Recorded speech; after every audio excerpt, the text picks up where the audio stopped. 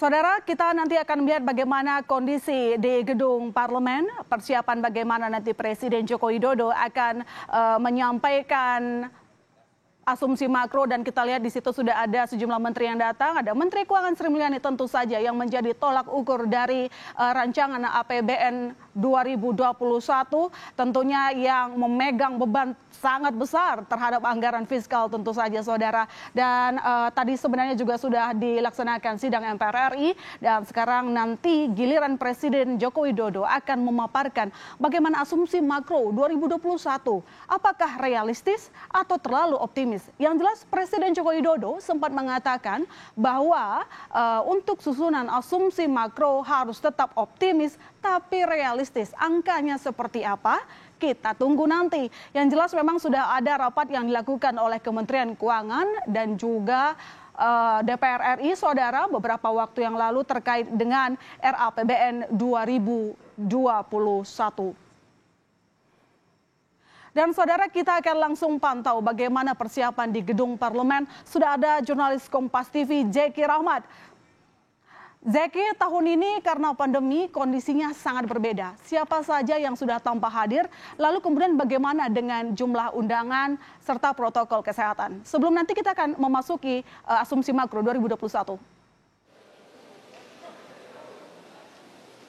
Iya, yang baru saja hadir tadi ada Wakil Presiden Ma'ruf Amin yang baru saja tiba, dan diperkirakan sebentar lagi Presiden Joko Widodo juga akan tiba di gedung MPR. Lalu bagaimana dengan nota keuangan dan juga RAPBN di tahun 2021?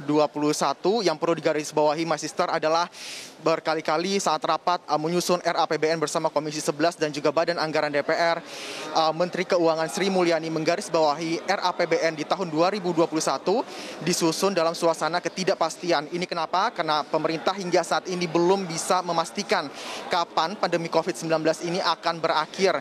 Tentu ada yang harus dilakukan oleh pemerintah, langkah-langkah konkret dan juga terobosan untuk menjaga RAPBN 2021 tetap aman. Salah satunya adalah dengan mengeluarkan atau melebarkan angka defisit yang tadinya 4,7% dari PDB menjadi 5,2%. Dinaikkan oleh Presiden Joko Widodo karena pada saat rapat dengan Badan Anggaran hanya angkanya 4,7, lalu dinaikkan 5,2%. Dengan dinaikannya 5,2% defisit RAPBN 2021, maka pemerintah memiliki cadangan dana sebesar 179 triliun rupiah.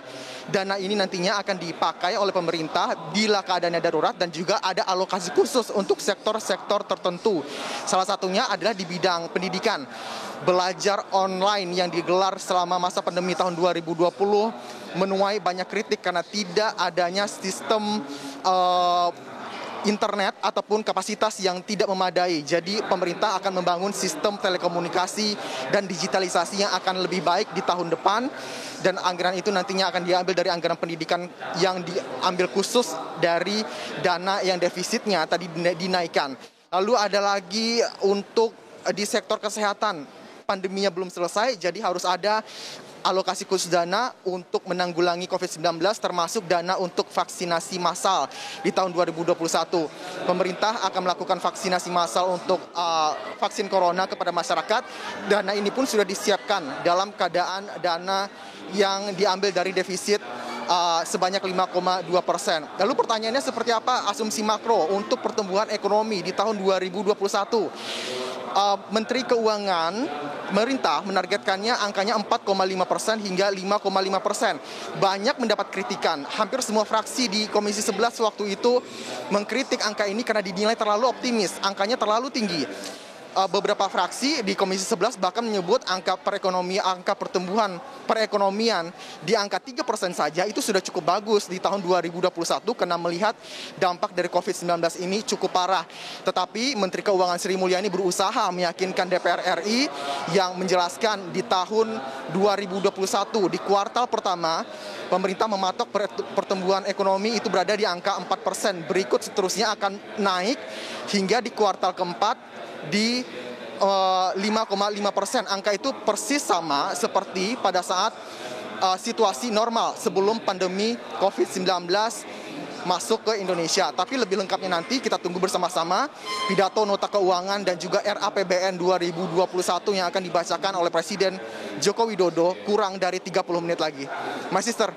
Ya, seperti yang Anda sebutkan, defisit diperlebar, ini tandanya pemerintah tampaknya memang sangat hati-hati melihat ketidakpastian. Belajar dari tahun ini ya, Zeki dan juga saudara, bahwa sebelumnya kita cuma memprediksikan ada perlambatan ekonomi global. Tapi ternyata pandemi bertamu menghancurkan sejumlah perekonomian global, termasuk Indonesia. Terima kasih Zeki Rahmat melaporkan langsung dari gedung parlemen. Saudara, seperti kata rekan saya tadi, lebih optimis tetapi realistis. Pesan Presiden Joko Widodo dalam merancang kebijakan-kebijakan pemerintah tahun depan. Realistis karena COVID-19 sempat membekukan ekonomi. Akibatnya, kuartal 2 tahun ini ekonomi tumbuh negatif 5,2%. Sepanjang April hingga Juni inilah kegiatan ekonomi berjalan terseok-seok akibat pembatasan sosial berskala besar melawan COVID-19. Karena kesehatan yang utama. Padahal tahun-tahun sebelumnya perekonomian kita mampu tumbuh di kisaran 5%. Ingat saudara, kesusahan ini tak hanya dialami Indonesia, tetapi juga semua negara di dunia. Nah, kemudian kita lihat data saudara, di beberapa indikatornya. Ini adalah data-data sepanjang semester pertama, Januari hingga Juli 2020. Yang biasanya diandalkan, kini pariwisata kembang kempis bertahan. Jumlah wisatawan mancanegara turun hampir 60%. Penjualan dan produksi mobil turun masing-masing 46,37 dan 38,3%. Dari sisi perdagangan luar negeri, nilai ekspor melorot 5,49%. Impor pun tenggelam saudara, lebih dalam 14,28%. Nah, saat roda ekonomi bergerak tersendat-sendat, tak ada perputaran, ancaman gelombang pemutusan hubungan kerja dan ledakan kemiskinan menghantui. Ada 26,42 juta orang miskin per Maret kemarin. Data terakhir ini membalikkan tren positif penurunan jumlah orang miskin dalam beberapa tahun terakhir, saudara. Nah, sebelumnya, saudara, jumlah pengangguran pun tak lebih baik. Total ada 6,88 juta pada Februari 2020, naik hampir 1% secara tahunan. Dan kini saatnya kita akan kembali masuk ke gedung parlemen, saudara.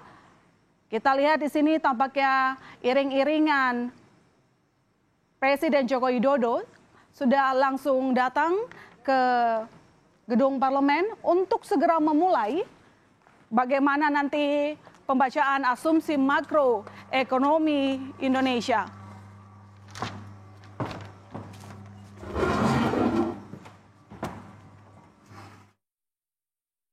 Tanda-tanda yang tertera pada kartu undangan.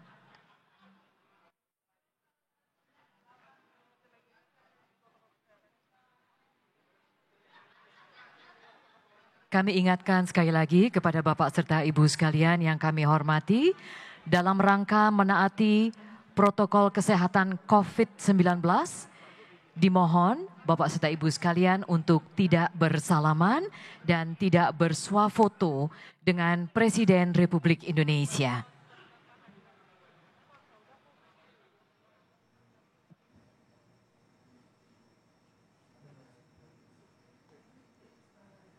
Akhirnya mobil atau kendaraan yang membawa Presiden Joko Widodo akhirnya tiba di lobi Kompleks Parlemen Senayan di Gedung Nusantara, tempat berlangsungnya sidang atau pembukaan masa persidangan 1 tahun 2020. Ya, ini dia saudara Presiden Joko Widodo bersiap memasuki gedung parlemen yang akan membacakan nota keuangan dan tentu nanti akan ada laporan kinerja kementerian lembaga yang biasanya kita akan nantikan siapa yang paling produktif. Namun yang pasti saudara yang perlu kami sampaikan bahwa kita tahu kondisi COVID-19 ini akhirnya memaksa pemerintah untuk melakukan manuver kebijakan dalam anggaran dan kita akan belajar tentu saja berbincang dengan narasumber kita yang akan bergabung ada Febrio Nathan Kacaribu, Kepala Badan Kebijakan Fiskal, Haryadi Sukamdhani, Ketua Umum Asosiasi Pengusaha Indonesia, Peter Abdullah, Direktur Riset Core Indonesia, dan tentu saja sudah ada Kwik Kian Gi, mantan Menteri Koordinator Bidang Ekonomi, Keuangan, dan Industri. Selamat siang Bapak-Bapak.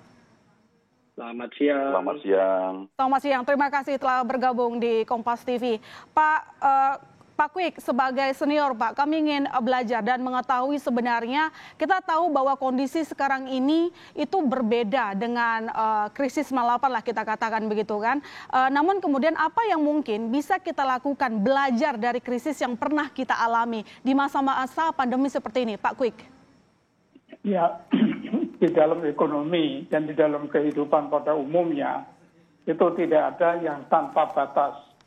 Jadi kalau ekonomi sedang meningkat, maka pada suatu saat akan tercapai suatu titik di mana titik itu merupakan permulaan dari turunnya ekonomi. Nah, titik itu disebut krisis, lalu turunnya disebut resesi. Kalau sangat dalam disebut depresi. Tetapi seperti yang saya katakan, tidak ada yang tidak terbatas.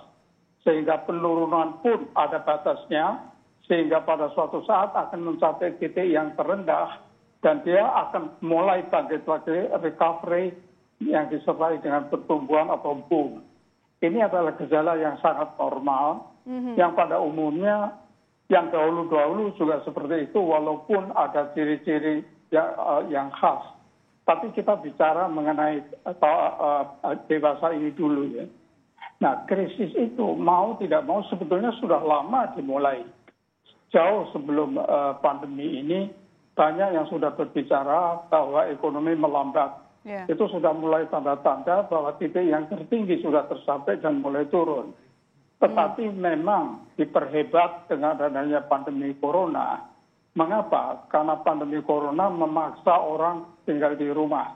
Nah sekarang bank-bank ini kan memperoleh uang dari tabungan rakyat. Jadi rakyat menyimpan uangnya di bank, sudah lama tidak di bawah bantal lagi. Bank ini menyalurkan sebagai kredit kepada dunia produktif, dunia usaha. Nah, tetapi dunia usaha kan harus membayar cicilan pokok dan membayar bunganya. Dan sekarang ini sulit atau tidak bisa membayar oleh karena apa? Oleh karena perusahaan-perusahaan mereka terpaksa harus ditutup. Mal-mal harus ditutup, toko-toko harus ditutup. Nah, itu yang memperparah ekonomi ini. Jadi kita harus mengatakan perbedaan antara resesi sebagai gelombang pasang surutnya ekonomi yang sangat normal dengan kondisi yang memperparah yang merupakan pandemi sekarang ini. Nah, dalam hal ini, kalau kita berbicara soal resesi, jangan menjadi panik. Apabila bagian yang pertama, resesi ini dihadapi dengan sebuah kepanikan, maka lalu kecenderungan melakukan prime pumping, melakukan pengguyuran uang untuk mempertinggi daya beli. Itu boleh kalau pemerintahnya mempunyai banyak uang, mempunyai cukup tabungan. Tetapi kalau pemerintah tidak mempunyai uang dan terpaksakan harus utang. Nah, utang ini ternyata di dalam negeri pun tabungan rakyat juga tidak banyak, sehingga terpaksa utang dari luar negeri. Kalau utang dari luar negeri banyak, apa akibatnya? Akibatnya untuk tahun-tahun berikutnya, bagian terbesar dari pengeluaran APBN itu dipakai untuk membayar bunga dan cicilan pokok kepada bangsa asing. Apalagi artinya adalah bahwa bangsa Indonesia bekerja keras untuk orang-orang asing, untuk bangsa asing. Nah, ini harus dihindari. Nah, sekarang setelah bicara panjang lebar soal ini, yang menjadi pertanyaan, terapinya bagaimana? Terapinya adalah untuk menghindari kematian. Maka pandemi corona ini harus betul-betul kita ketat mengamankannya. Mengamankan ini dari pihak pemerintah sudah cukup sekali. Prosedur, protokol sudah cukup.